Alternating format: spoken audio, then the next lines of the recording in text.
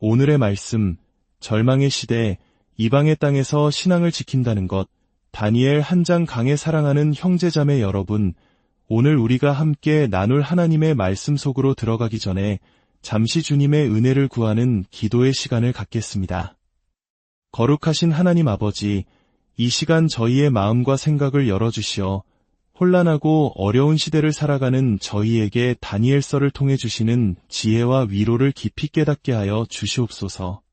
말씀이 우리의 삶에 살아있는 능력이 되게 하시고 이 시간이 각자의 삶의 자리에서 믿음의 결단을 새롭게 하는 귀한 은혜의 시간이 되게 하여 주옵소서. 예수 그리스도의 이름으로 기도드립니다. 아멘. 만약 오늘 이 말씀이 여러분의 마음에 작은 울림이라도 준다면 좋아요와 구독을 통해 이 은혜를 주변의 다른 이들에게도 나누어 주시길 부탁드립니다. 여러분의 작은 손길이 누군가에게는 큰 위로와 희망의 메시지가 될 수 있습니다. 우리는 때로 세상의 거대한 물결 앞에서 무력감을 느낄 때가 있습니다. 마치 시대의 바람이 우리의 믿음이라는 돛을 향해 정면으로 불어오는 것처럼 느껴질 때 말입니다. 우리가 믿고 따르는 가치들이 세상에서는 낡고 어리석은 것으로 치부되고 세속주의의 거센 파도가 우리의 신앙을 송두리째 삼켜버릴 것 같은 두려움에 휩싸이기도 합니다. 이러한 감정은 아마 우리 한국인들에게는 더욱 익숙하게 다가올지 모릅니다. 국권을 상실하고 우리의 이름과 언어마저 빼앗겼던 고통스러운 역사를 기억하기 때문입니다.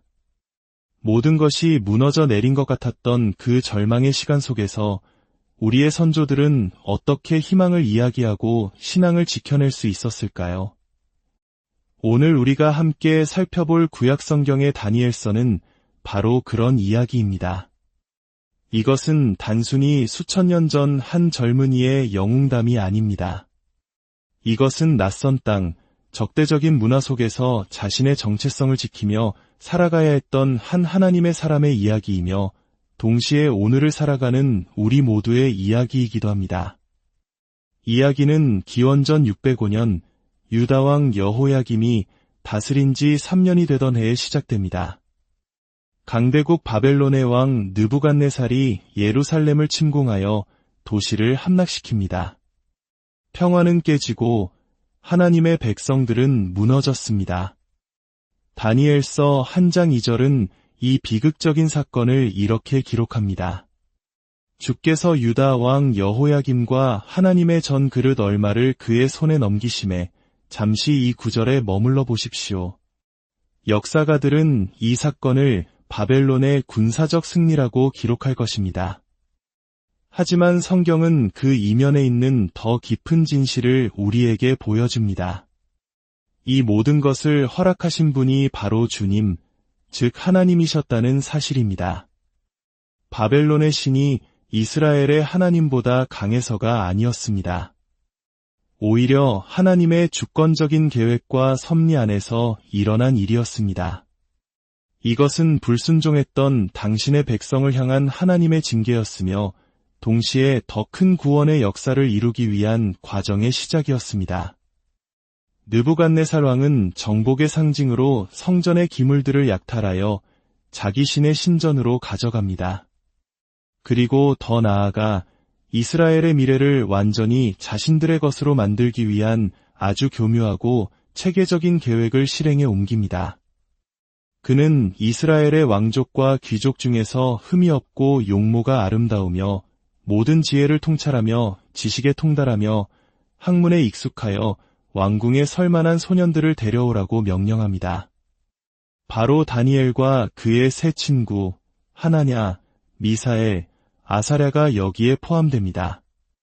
바벨론이 이 젊은이들을 동화시키기 위해 사용한 방법은 크게 4가지였습니다.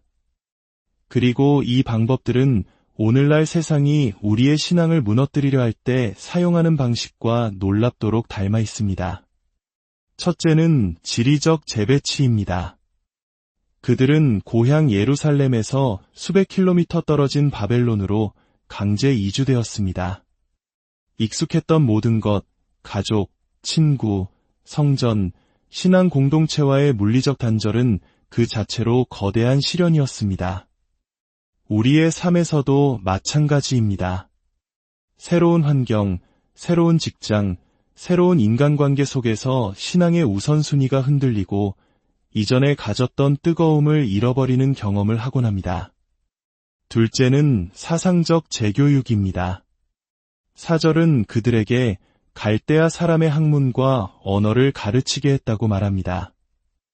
이것은 단순히 외국어를 배우는 수준이 아니었습니다. 바벨론의 세계관, 그들의 신화, 점성술, 우상숭배 사상이 담긴 문화를 주입하여 그들의 정신을 완전히 개조하려는 시도였습니다. 세상은 미디어와 교육, 문화를 통해 하나님의 말씀과는 다른 가치관과 세계관을 끊임없이 우리에게 주입하려고 합니다. 셋째는 정체성의 재정에, 즉 이름을 바꾸는 것이었습니다. 7절을 보면 환관장이 그들의 이름을 바꿉니다. 하나님은 나의 재판장이시다라는 뜻의 다니엘은 바벨론 신의 이름을 딴 벨드사살로, 하나님은 은혜로우시다는 뜻의 하나냐는 사드락으로, 누가 하나님과 같은가라는 뜻의 미사엘은 메삭으로, 하나님께서 도우셨다는 뜻의 아사랴는 아벳느고로 바뀝니다. 모두 이방신의 이름이었습니다. 이것은 우리 민족이 겪었던 창시계명의 아픔을 떠올리게 합니다. 이름을 빼앗는 것은 그 사람의 뿌리와 정체성을 부정하고 새로운 정체성을 강요하는 가장 폭력적인 행위 중 하나입니다. 넷째는 생활 방식의 재편성입니다. 왕은 자신이 먹는 음식과 포도주를 그들에게 주어 3년 동안 기르게 했습니다. 왕의 식탁에서 나오는 진수성찬, 어찌 보면 대단한 특혜처럼 보입니다.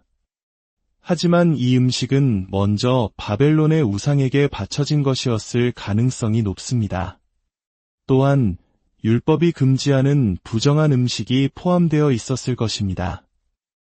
이것은 그들의 신앙적 뿌리를 마지막까지 끊어버리려는 교묘한 함정이었습니다.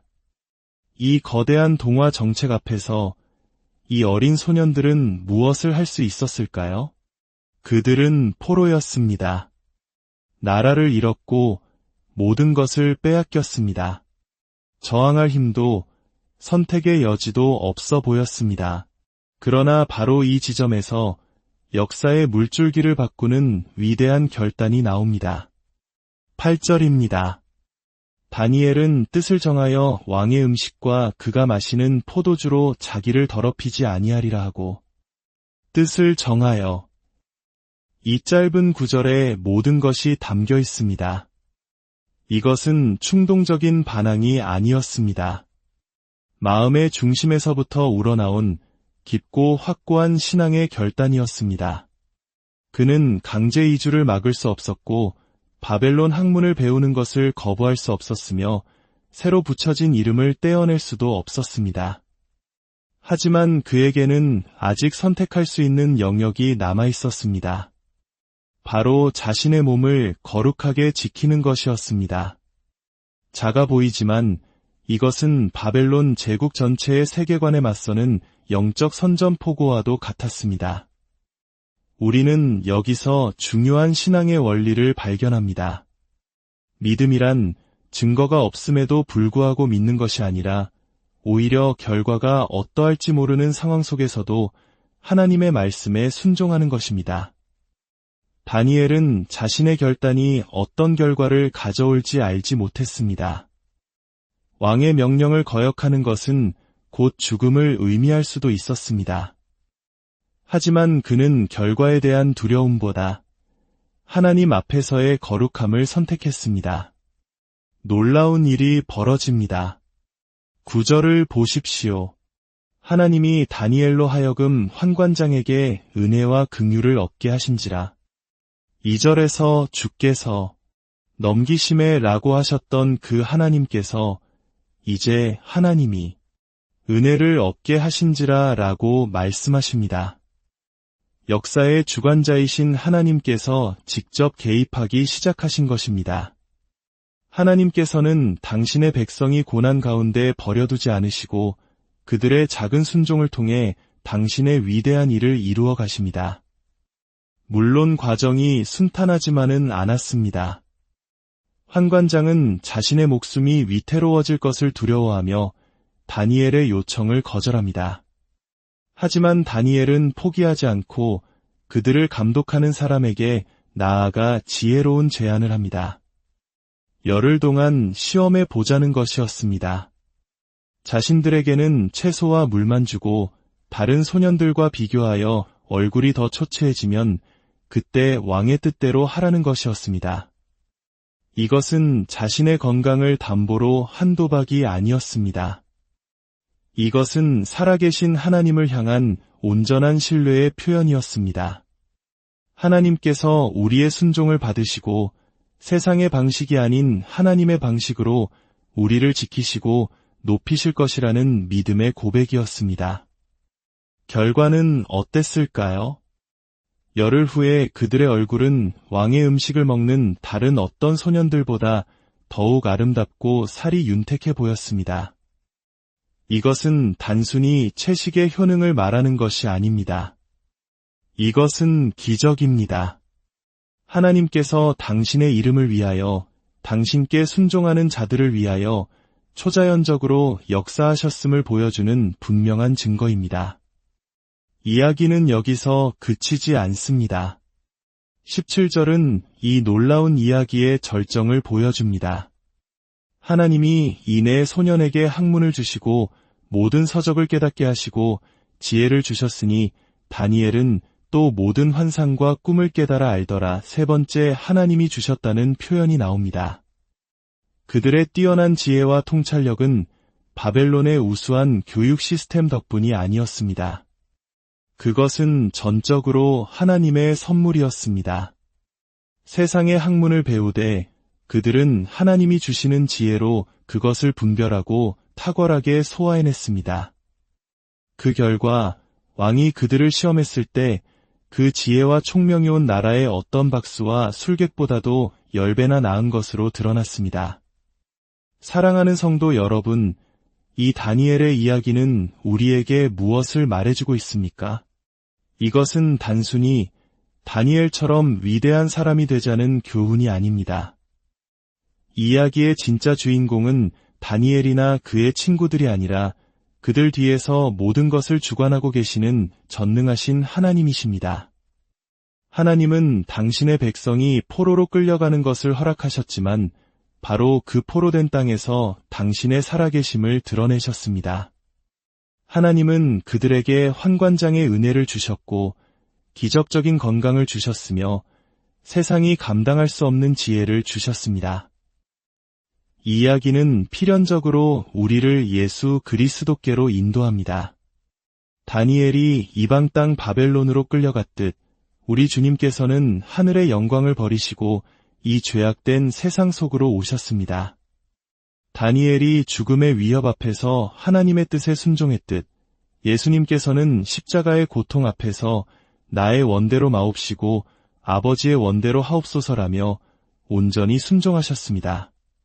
다니엘이 이방 왕국에서 높임을 받았듯 예수님께서는 죽음을 이기시고 부활하사 하나님 보좌 우편에 앉으셨고 만왕의 왕이 되셨습니다. 그러므로 오늘 우리가 붙잡아야 할 메시지는 분명합니다. 지금 우리가 살아가는 이 시대가 아무리 어둡고 세상의 문화가 우리의 신앙을 위협하는 것처럼 보일지라도 우리는 두려워할 필요가 없습니다. 기원전 6세기 바벨론을 다스리셨던 그 하나님이 바로 오늘 21세기의 대한민국과 우리의 삶을 동일하게 다스리고 계시기 때문입니다. 세상의 권력과 미디어는 영원할 것처럼 보입니다. 영국의 공영방송 BBC를 설립했던 존 리스경의 일화가 있습니다.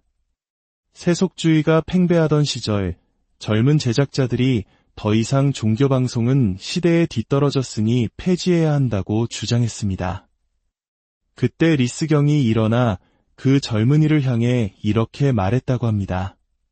젊은이, 교회는 BBC의 무덤가에 서게 될 것이네. 그렇습니다. 세상의 모든 자랑스러운 기념비들은 언젠가 사라질 것입니다. 그러나 하나님의 교회는 영원히 서 있을 것입니다. 예수님께서 제자들에게 말씀하셨습니다. 적은 무리여 무서워 말라 너희 아버지께서 그 나라를 너희에게 주시기를 기뻐하시느니라. 바벨론 강가에서 절망하며 수금을 걸어놓고 노래하기를 포기했던 이스라엘 백성처럼 주저앉아 있지 마십시오. 다니엘과 그의 친구들처럼 우리의 삶의 자리에서 뜻을 정하여 거룩함을 지키기로 결단합시다. 비록 작아 보이는 순종일지라도 하나님께서는 그것을 통해 당신의 놀라운 역사를 이루실 것입니다. 세상이 줄 수 없는 지혜와 평강으로 우리를 채우시고 우리를 통해 하나님의 살아계심을 증거하게 하실 것입니다. 함께 기도하겠습니다. 전능하신 하나님 아버지, 이방 땅 바벨론에서 믿음을 지켰던 다니엘과 세 친구의 이야기를 통해 저희에게 큰 위로와 도전을 주시니 감사합니다. 저희가 살아가는 이 시대 속에서 세상과 타협하지 않고 주님 앞에서 뜻을 정하여 거룩한 삶을 살기로 결단하는 용기를 주옵소서. 결과에 대한 두려움보다 주님께 순종하는 것을 기뻐하게 하시고 우리의 작은 순종을 통해 역사하시는 하나님의 크고 놀라운 능력을 경험하게 하여 주시옵소서. 이 땅에 소망 없는 자들에게 빛이 되게 하시고 하나님의 나라가 저희를 통해 확장되게 하여 주옵소서. 우리를 구원하신 예수 그리스도의 이름으로 간절히 기도드립니다.